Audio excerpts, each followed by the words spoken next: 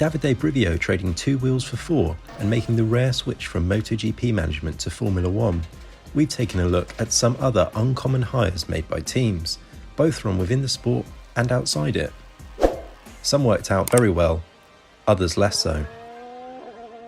Jost Capito had a short-lived tenure as CEO of McLaren Racing in 2016, where he lasted just 5 months before he became a victim of the team's decision to split with Ron Dennis. The German is one of motorsport's most decorated managers outside of F1, with stints heading up Ford and Volkswagen's title-winning campaigns in the World Rally Championship, while he also had a hand in BMW, Porsche and Sauber's success in sports cars during the 1980s and 1990s. So far at least, Capito's foray into F1 has not quite managed to hit those heights. Let's hope that things improve when he returns to the grid once again this year with Williams, having been named CEO in one of the Grove squad's first major appointments of its new era. Ahead of the 2013 F1 season, it was announced that Toto Wolff was to become a shareholder and executive director of the Mercedes team following his departure from Williams. The Austrian replaced Norbert Haug to help manage Mercedes' F1 team alongside team principal Ross Brawn and Niki Lauda. The three-pronged leadership proved to be an interesting decision by Mercedes, and it ultimately laid the foundations for Brawn's exit, who quickly found himself at odds with the direction taken by both Lauda and Wolff. There was no official team principal title at Mercedes between 2014 and 2016, as Wolff, Lauda and technical boss Paddy Lowe continued to oversee the F1 operation before Wolff eventually morphed into the position. Mercedes has never looked back, with Wolff cementing himself as one of the sport's most influential team bosses, playing an instrumental role in ensuring the continuation of the team's domination of the V6 hybrid era. Following Tony Fernandez's decision to sell Caterham to a Swiss Middle Eastern consortium advised by Colin Collars in July 2014, ex-F1 driver Christian Albers was named as team principal in a bizarre move. Albers, who started 45 Grand Prix with Minardi and Collars-run Midland Spiker teams between 2005 and 2007, had no former management experience in F1, yet was tasked with improving the fortunes of the team, which had been anchored to the bottom of the grid, replacing Cyril Abiteboul.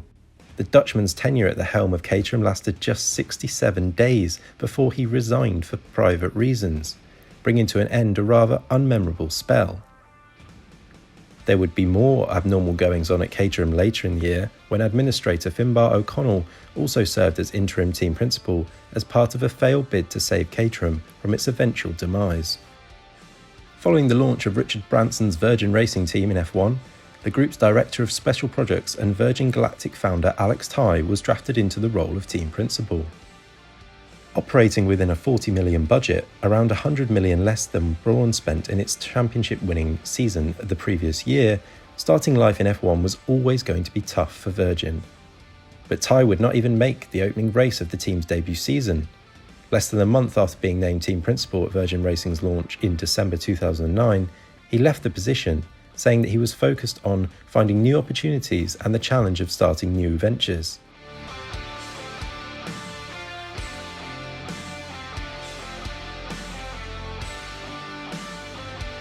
At the end of the 2014 season, and after only 8 months in charge, Ferrari replaced Marco Mattiacci with Maurizio Arrivabene. Known to Ferrari best through his work at main sponsor and title giant Philip Morris, where he was vice president, the Italian was brought into Maranello in a move instigated by Sergio Marchionne, who had only just taken over as the Scuderia's new chairman. Despite his lack of experience in F1, Arrivabene successfully helped to turn Ferrari's fortunes around, as the Italian outfit bounced back from its first winless season since 1993, with 3 victories scored by new signing Sebastian Vettel in 2015. In the 4 years Arrivabene held the position, the team enjoyed a revival in competitiveness, but a failure to deliver a title in 2018 after notable driver and management errors led to the Italian's downfall amid a power struggle between himself and eventual successor Mattia Binotto.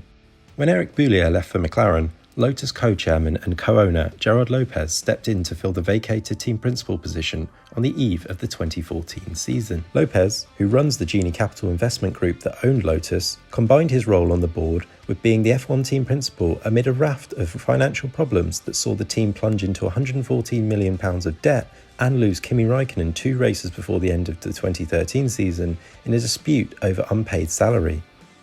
Lotus struggled for competitiveness at the start of F1's new V6 hybrid era and slumped to 8th place in the Constructors' Championship.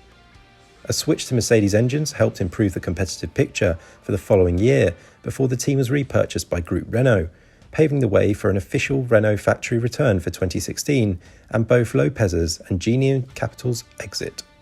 The signing of Andreas Seidl proved to be an important capture for McLaren's recent upturn in fortunes, as CEO Zak Brown successfully lured the German away from Porsche's World Endurance Championship programme in what was a rather left-field but masterstroke move. Despite a lack of F1 experience, Seidl arrived at Woking with a proven track record in sports cars, having led Porsche to 3 WEC Drivers' and Constructors' Championship doubles in 2015 to 2017, as well as 3 successive Le Mans 24-hour triumphs. Seidl began work with McLaren as team principal in May 2019 and immediately made an impression, guiding the British outfit to the front of F1's midfield and its first podium finish in 5 years, following a bitterly disappointing 2018 campaign.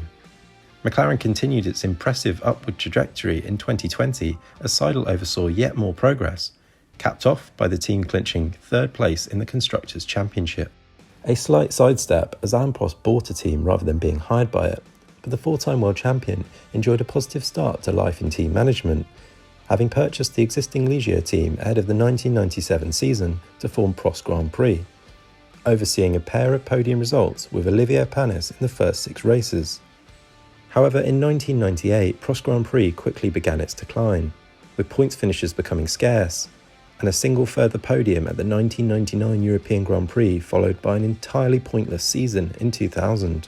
Despite better fortune in 2001 with a switch to Ferrari power under the Acer banner, Prost Grand Prix folded at the end of the year. While Prost may have been among the group of more successful drivers to try their hand at management, the Frenchman ultimately labelled his foray into team ownership as the biggest mistake of his career.